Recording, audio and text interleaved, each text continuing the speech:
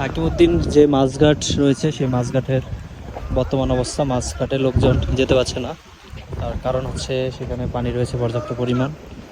আর পানি আপনারা দেখতে পাচ্ছেন, এটা হলো মাঠ, মাঠ পুরোটা পানিতে ভরে গেছে। আর এটা হলো খাল, খাল কোনটা মাঠ কোনটা আপনারা দেখলে বুঝতে পারছেন যে বোঝা যাচ্ছে না।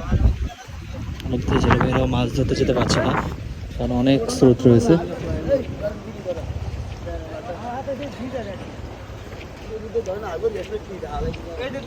তো স্রোত প্লাস বাতাস দুইটা মিলিয়ে হচ্ছে আজকে মেঘনা খুব ভয়ঙ্কর উত্তাল বলা যায়। যে এরকম উত্তাল আমি সহসা রিসেন্টলি হচ্ছে যে দেখি নাই। আমরা যদি দূরে একটা বোট দেখতে যদি দেখেন যে কি পরিমাণ ঢেউ হচ্ছে, আমি একটু জুম করি, দেখেন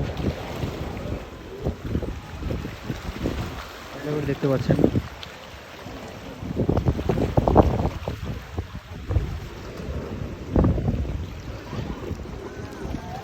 এই হলো চারপাশ।